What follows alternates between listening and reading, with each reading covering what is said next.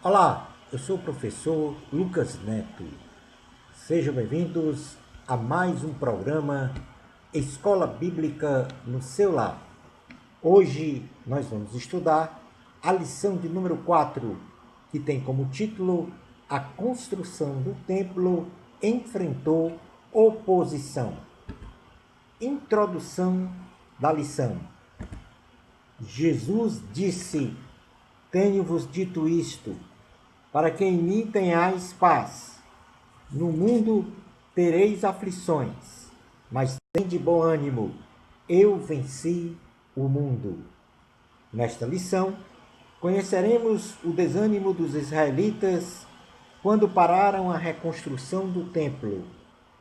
Conheceremos o conceito de desânimo. Identificaremos os fatores indutores para um estado de desânimo e finalizaremos o nosso estudo entendendo como vencer o desânimo à luz da palavra de Deus. Item número 1. Os israelitas param a construção do templo sagrado. Após a degradação da vida espiritual dos israelitas, fruto do afastamento da adoração e da comunhão com Deus, estes foram submetidos a um cativeiro de 70 anos na Babilônia. E o Senhor, ao despertar Daniel para a oração e o rei Ciro da Pérsia para decretar a libertação do cativeiro babilônico e, por conseguinte, a volta dos israelitas para a reconstrução do templo em Jerusalém, produz então um dos mais notáveis avivamentos na história dos israelitas. A edificação de um altar ao Senhor.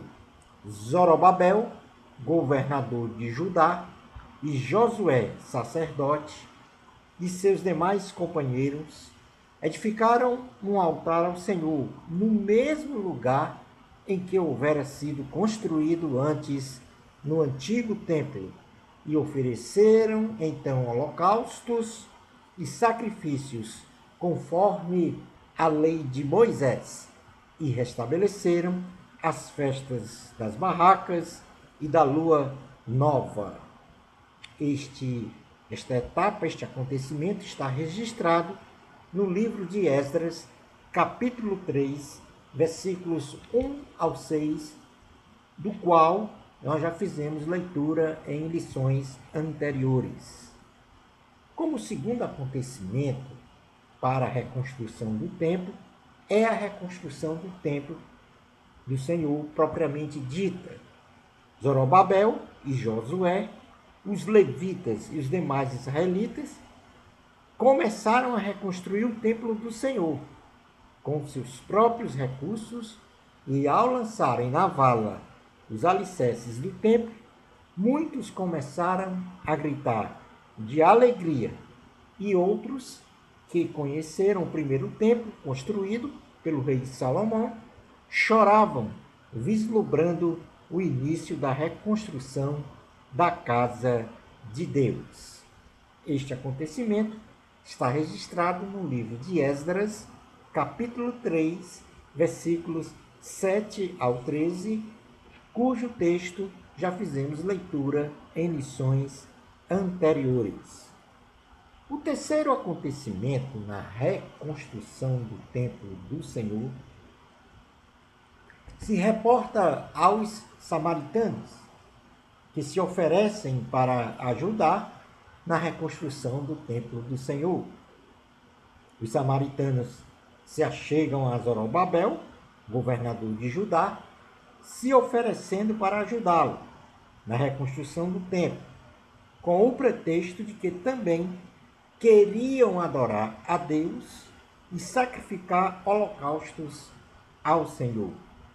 Zorobabel, Jesua e os israelitas perceberam que eles não tinham nada a ver com a fé dos israelitas, pois eram idólatras e rechaçaram a oferta. não aceitando a participação deles na reconstrução do templo. Vamos fazer uma leitura no livro de Esdras, capítulo 4, versículos 1 ao 3, que diz: Ouvindo os adversários de Judá e Benjamim, que os que voltaram do cativeiro edificavam o templo ao Senhor, Deus de Israel, chegaram-se a Zorobabel e aos cabeças de famílias e lhe disseram: Deixai-nos edificar convosco, porque como vós buscaremos ao vosso Deus, como também já lhe sacrificamos desde os dias de Esar-Hadon, rei da Assíria, que nos fez subir para aqui. Porém, Zorobabel, Jesua e os outros cabeças de famílias lhes responderam: Nada tendes conosco na edificação da casa de nosso Deus. Nós mesmos, sozinhos, a edificaremos ao Senhor, Deus de Israel, como nos ordenou Ciro, rei da Pérsia. Frente a esta negativa de ajuda dos samaritanos, então os samaritanos buscam desanimar os israelitas para a reconstrução do templo do Senhor. Povos estrangeiros, aliados aos samaritanos, ao perceberem que os israelitas começaram a reconstruir o templo, fizeram uma acirrada oposição para frustrarem a reconstrução do templo do Senhor, lançando palavra de desânimo e medo contra os israelitas, subornando os oficiais do rei para a suspensão da reconstrução do templo.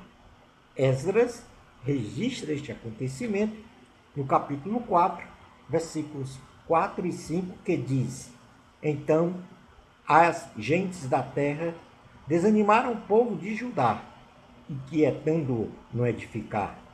Alugaram contra eles conselheiros para frustrarem o seu plano, todos os dias de Ciro, rei da Pérsia, até ao reinado de Dario, rei da Pérsia. Tendo em vista, então, esta oposição à reconstrução do templo, então a parada da reconstrução do templo ocorre, ou seja, a reconstrução do templo foi interrompida desde o reinado de Ciro até o segundo ano do reinado de Dario, reis da Pérsia. E com esta situação posta, os israelitas em muito ficaram desanimados e tristes. Esdras, capítulo 4, versículo 24, diz: Cessou, pois, a obra da casa de Deus, a qual estava em Jerusalém, e isso até o segundo ano do reinado de Dario, rei da Pérsia. Portanto, aí está um acontecimento em que a reconstrução do templo é iniciada, os samaritanos e os povos da terra que habitavam na terra desanimam os israelitas e eles param a reconstrução e ficam num estado de tristeza e desânimo. E nesse sentido, então, nós vamos passar para o ponto 2 da lição, falando sobre o desânimo na vida espiritual. Qual é o conceito de desânimo espiritual? O ser humano não está imune a dores, sofrimentos, angústias e frustrações que o levam para um estado de ansiedade e desânimo, e no sentido mais agravante, a depressão e a morte. Neste sentido, como cristãos, precisamos de uma capacidade de resiliência espiritual que nos mantenha num estado de desenvolvimento emocional e espiritual para resistir sempre às investidas dos principados e potestades malignas que intentam nos destruir. Então, observe que o primeiro estágio em que uma pessoa se coloca ou se encontra ou é induzida é a do desânimo. E isso fruto das dores, dos sofrimentos, das angústias e das frustrações. Só que este estado de desânimo ou vai gerar uma ansiedade e, num sentido paulatino e, vamos dizer assim, gradativo, ele vai se agravando, chegando até ao estado de depressão e da morte. Então, o cristão deve exatamente impedir que este estado de desânimo se instale na sua alma, para que então ele tenha a capacidade de resiliência, ou seja, de resistência espiritual para enfrentar as investidas dos principados e das potestades malignas que intentam nos destruir. Então, no Evangelho de Jesus, segundo escreveu o apóstolo João, no capítulo de número 10, versículo 10, na parte A, diz assim a palavra do Senhor: o ladrão vem somente para roubar, matar e destruir. Já na carta de Tiago, capítulo 4, versículo 7, diz assim a palavra do Senhor: sujeitai-vos, portanto, a Deus, mas resisti ao diabo, e ele fugirá de vós. Então, aqui claramente se observa, à luz da palavra de Deus, que a missão do diabo, dos principados, das potestades do mal, é de matar, roubar e destruir.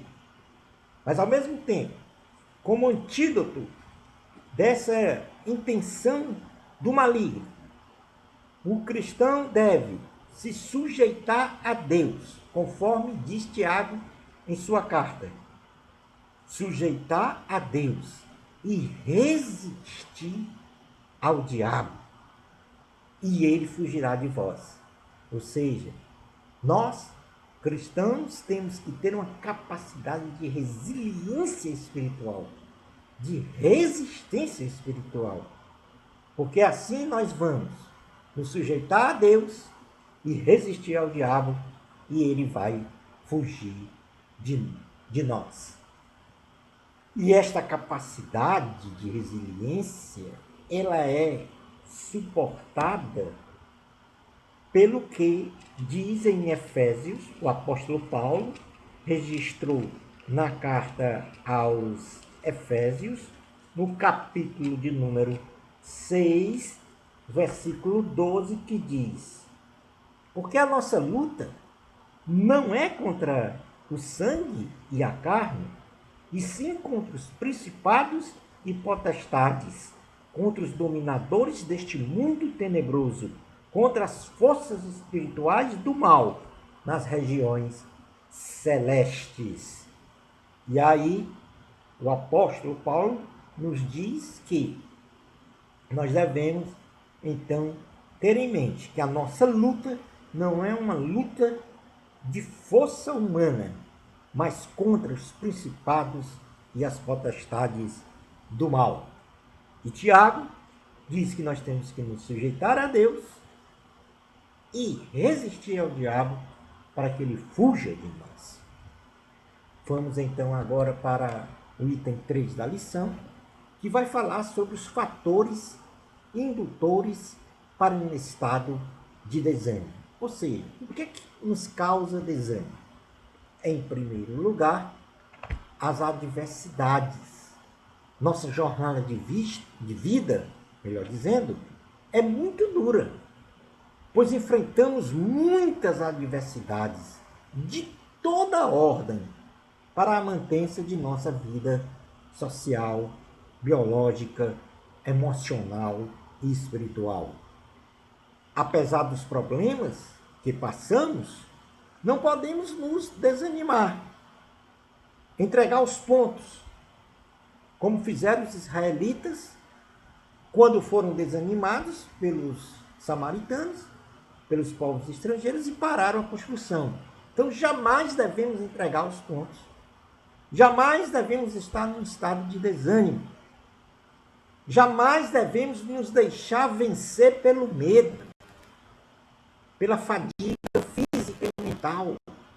Não podemos ser vencidos pela canseira de nossa jornada na terra de qualquer ordem. O apóstolo Paulo, na carta aos Romanos, capítulo de número 5, versículos 3 ao 5, diz assim: e não somente isto, mas também nos gloriamos nas próprias tribulações, sabendo que a tribulação produz perseverança, e a perseverança, experiência, e a experiência, esperança. Ora, a esperança não confunde, porque o amor de Deus é derramado em nosso coração pelo Espírito Santo, que nos foi outorgado. Ou seja, tribulações produzem perseverança, paciência, resistência. A perseverança produz experiência, e a experiência, a esperança, que é a garantia da vitória. Portanto, não podemos nos deixar vencer pelo medo e ficar desanimado. Ora, outro fator indutor são as palavras de desânimo que são ditas por outrem. Muitos são os que propagam palavras de derrota e que põem em tudo o negativismo, o não vai dar certo, que mexem com o emocional das pessoas, fazendo-as pensar que são derrotadas e que não são capazes de vencer um determinado obstáculo ou dificuldade. No livro de Provérbios, no capítulo de número 12, versículos 5 e 6, diz assim a palavra do Senhor: os pensamentos do justo são retos, mas os conselhos do perverso é engano. As palavras dos perversos são emboscadas para derramar sangue, mas a boca dos retos livra homens. Tanto aquelas, não dê ouvidos àquelas palavras de desânimo, aquelas palavras de que negativas, de que não vai dar nada certo. Estas palavras são indutoras de desânimo. E a palavra de Deus nos diz que os pensamentos dos justos, ou seja, daquele que é salvo, é um pensamento reto, é um pensamento correto.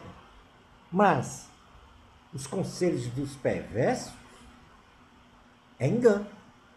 Portanto, não dê ouvidos à palavra de desânimo em uma determinada situação. Ainda no capítulo 12, versículo 18, diz assim a palavra do Senhor: alguém há cuja tagarelice, ou seja, palavra, é como pontas de espada, mas a língua dos sábios é medicina, é remédio.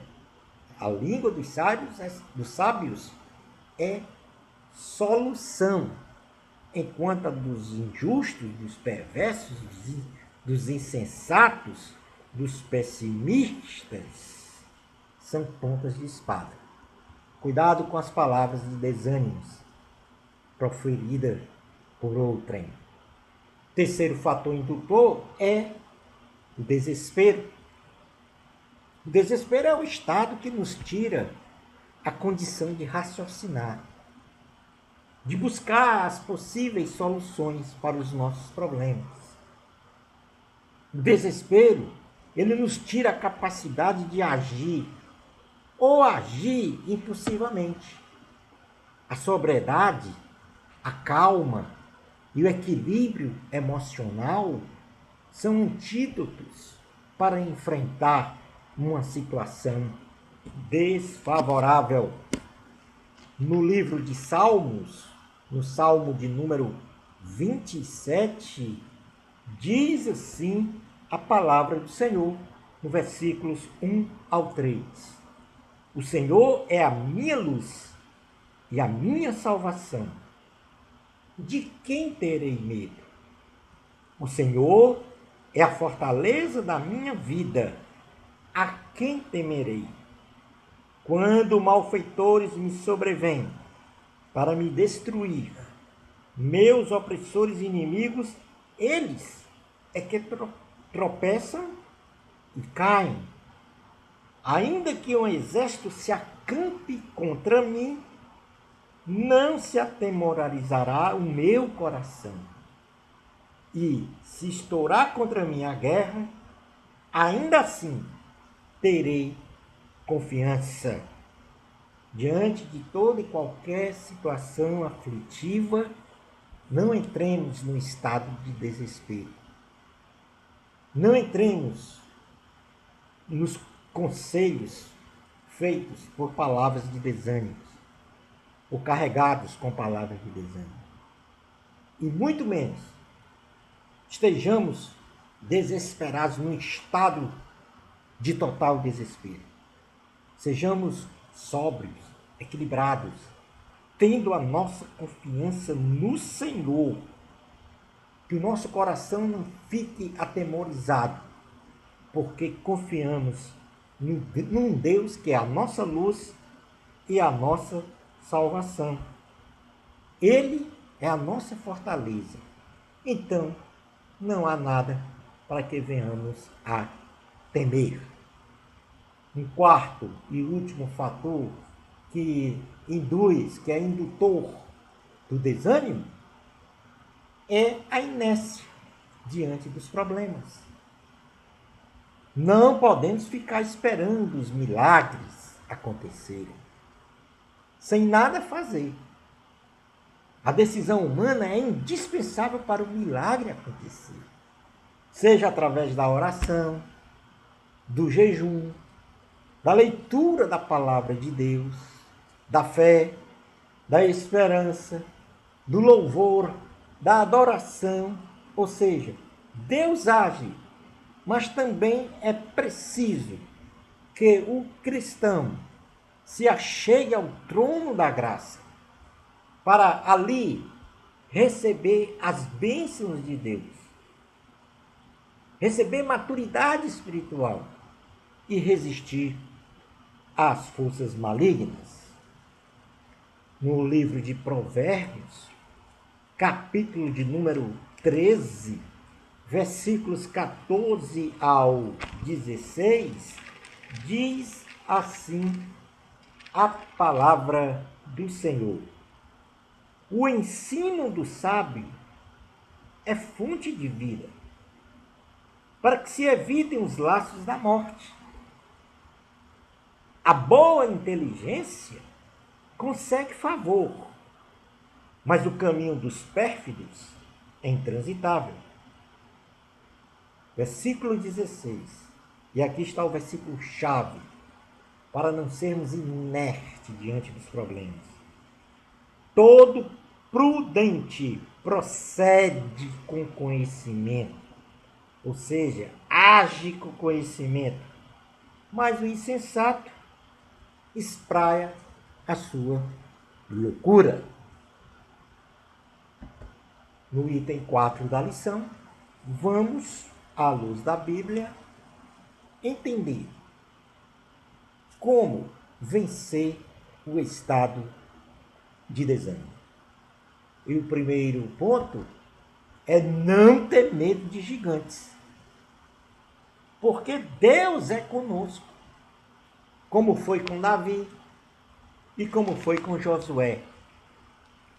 Josué, capítulo 1, versículo 9, diz assim a palavra do Senhor: Não tu mandei eu? Ser forte e corajoso.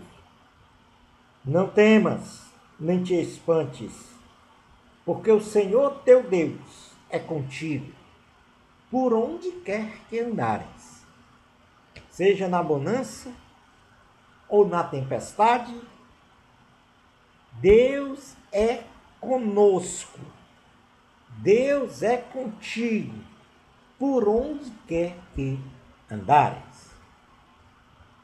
Em segundo lugar, temos que entender perfeitamente o que está acontecendo, analisando as coisas também sob o ponto de vista espiritual. Porém, sem espiritualizar tudo. E a palavra de Deus nos traz uma promessa maravilhosa que aqui eu quero compartilhar com todos, em que Deus diz para nós que, como cristãos, não podemos ser jamais destruídos. Diz a palavra de Deus na segunda carta aos Coríntios, capítulo 4, versículo 7, aliás, 2 aos Coríntios, capítulo 4, versículos 16 ao 18. Primeiro nós precisamos entender o que está acontecendo, para depois não ser destruído. Então diz assim, segunda carta aos Coríntios, capítulo 4, versículos 16 ao 18. Por isso, não desanimamos. Pelo contrário, mesmo que o nosso homem exterior se corrompa, contudo o nosso homem interior se renova de dia em dia, porque a nossa leve e momentânea tribulação produz para nós eterno peso de glória, acima de toda comparação, não atentando nós nas coisas que se veem, mas nas que se não veem, porque as que se veem são temporais, e as que se não veem são eternas. Então nós temos que entender o que é que está acontecendo numa ótica espiritual, porque é neste sentido que nós entendemos o desígnio e o efeito das aflições na nossa vida. Por que isso está acontecendo? Mas na ideia que eu falei anteriormente, a partir deste entendimento, tem uma promessa maravilhosa do Senhor, que é que nós jamais seremos destruídos. E isso, se tivermos fé e esperança em Deus. Neste mesmo capítulo 4 da segunda carta aos Coríntios, versículos 7 a 9, o apóstolo Paulo fala exatamente isso, quando ele diz: temos, porém, este tesouro em vasos de barro, ou seja, Deus no nosso coração, para que a excelência do poder seja de Deus e não de nós. Em tudo, nós somos atribulados, ou seja, temos tribulações, porém não angustiados, ou seja, não desesperados, perplexos, porém não desanimados. Podemos ficar perplexos para entender o que está acontecendo, mas jamais poderemos ficar desanimados. Podemos ser perseguidos, porém não vamos ficar desamparados, porque nós temos um Deus que é conosco.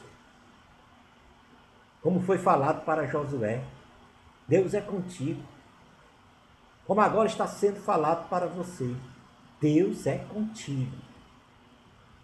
Abatidos, podemos ficar até abatidos, cabisbaixos num certo sentido, porém não destruídos.